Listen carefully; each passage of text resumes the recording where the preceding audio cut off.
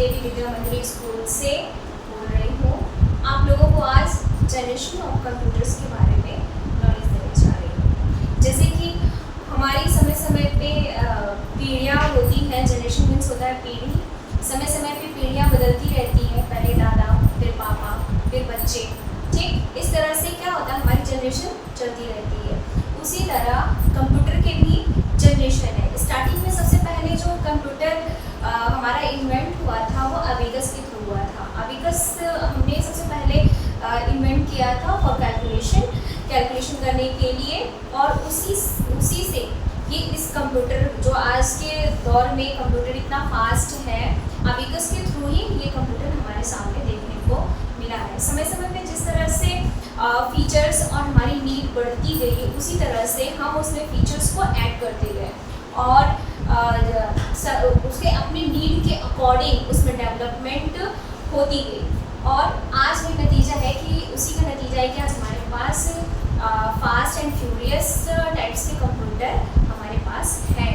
तो आइए हम जानते हैं इसके किस तरह से जनरेशन्स आए और किस तरह से उसमें डेवलपमेंट हुआ, और जिसकी वजह से कई जनरेशन्स में कंप्यूटर को डिवाइड किया गया और उसके हर जनरेशन के एक फीचर्स हैं, उन फीचर्स के बारे में भी और किस क्या क्या नाम है कंप्यूटर्स के हर जनरेशन के अकॉर्डिंग, इन सारी चीज़ों को हम यहाँ पर देखेंगे।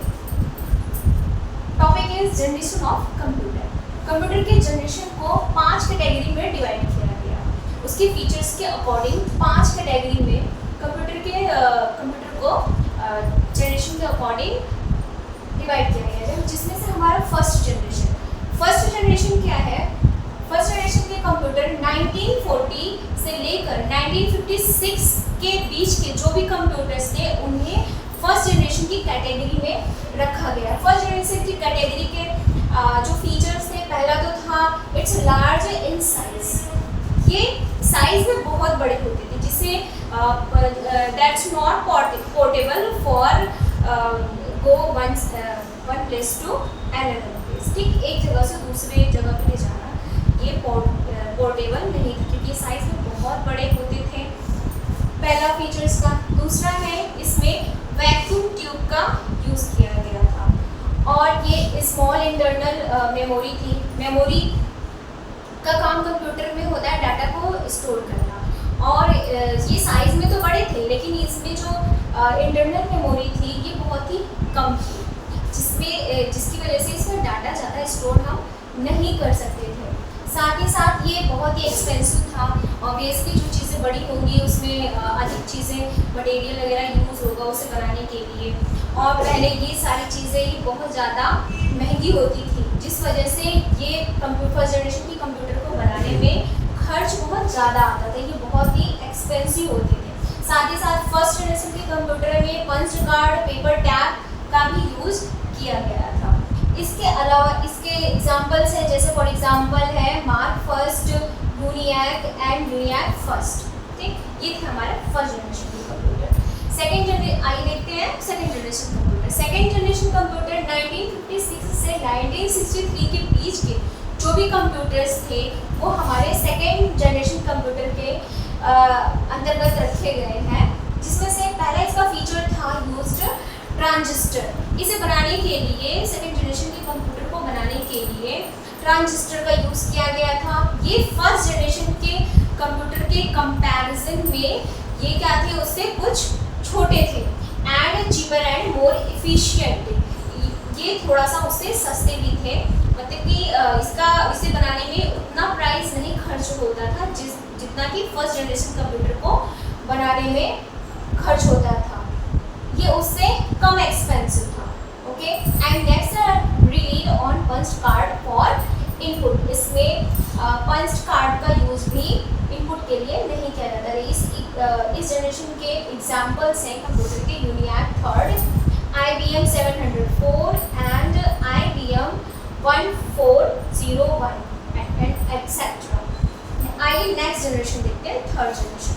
थर्ड जनरेशन कंप्यूटर 1964 से 1971 के बीच के जो भी कंप्यूटर डेवलप किए गए उसे थर्ड जनरेशन कंप्यूटर के अंतर्गत रखे गए। इसके कुछ फीचर्स थे, जैसे फॉर एग्जांपल फर्स्ट तो तो ये था कि ये बहुत ही फास्ट एंड मोर इफिशिएंट थे compare than first and second generation. First and second generation के कंपैरिजन में थर्ड जनरेशन के कंप्यूटर जो थे वो काफ़ी फास्ट और काफ़ी इफिशिएंट थे। साथ ही साथ इसमें आईसी में इंटीग्रेटेड सर्किट का यूज़ किया गया, जिसे हम आज के समय में चिप्स भी बोलते हैं।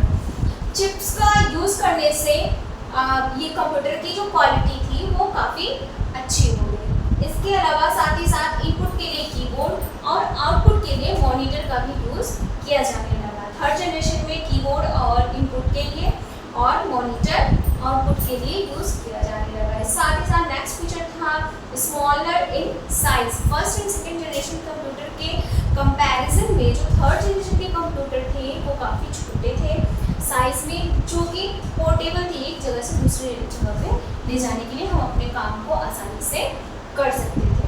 साथ ही साथ इस थर्ड जनरेशन कंप्यूटर में ऑपरेटिंग सिस्टम का भी यूज़ किया गया था। लास्ट वीडियो में मैंने ऑपरेटिंग सिस्टम की डिटेल बताई थी। ऑपरेटिंग सिस्टम वो प्लेटफॉर्म होता है जहाँ पे एप्लीकेशन सॉफ्टवेयर उसको आसानी से इंस्टॉल किया जा सकता है और अपनी नीड के अकॉर्डिंग हम उसे यूज़ कर सकते हैं। Operating system hardware and software के बीच में एक कम्युनिकेशन इस्टेब्लिश करता है। ऑपरेटिंग सिस्टम साथ ही साथ पूरे कंप्यूटर को संचालित भी करता है, मॉनिटर भी करता है कि किस तरह से क्या काम करना है।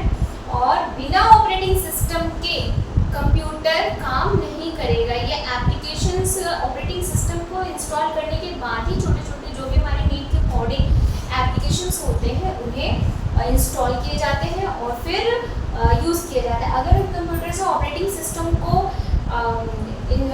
अनइंस्टॉल कर दे तो उस पर डाउनलोडेड जितने भी एप्लीकेशंस हैं वो सारे हमें नहीं दिखाई देंगे। इसलिए operating system is the most important part of the computer and software.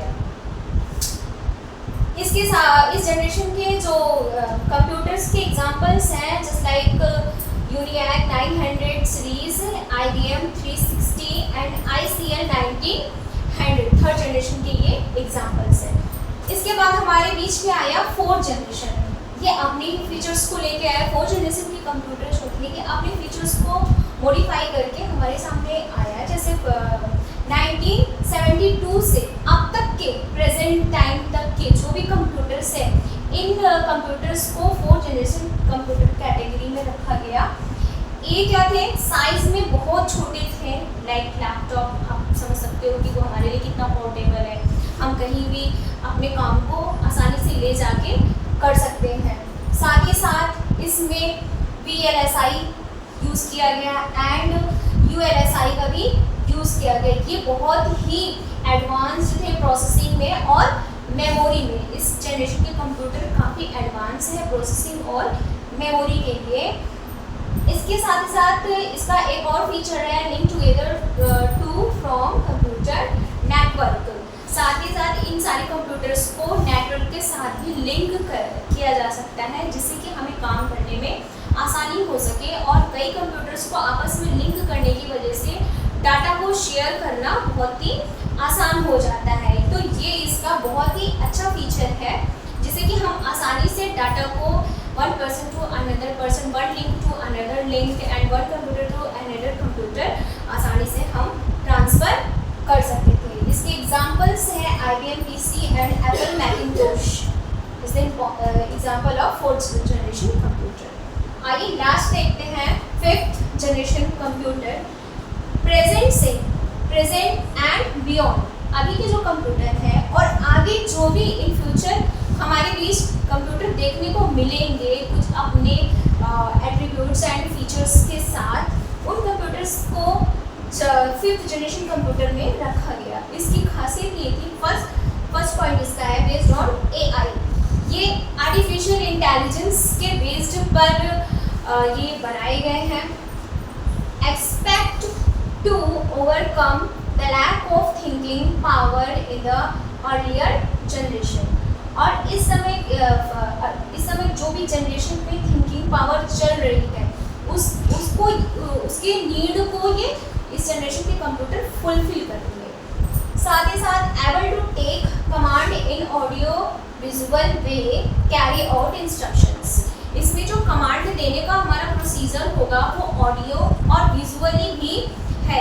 Command computer को जो दिए जाते हैं वो सेट ऑफ इंस्ट्रक्शंस होते हैं जिससे कि कंप्यूटर समझ सकता है कि हमें क्या करना है। जब भी हम कंप्यूटर को इंस्ट्रक्शन देते हैं तभी वो उस एक्ट को परफॉर्म करता है और आउटपुट रिजल्ट हमें प्रोवाइड कराता है। तो ये था जनरेशन ऑफ कंप्यूटर्स। सारे जनरेशंस के कंप्यूटर को हमने देखा, समझा।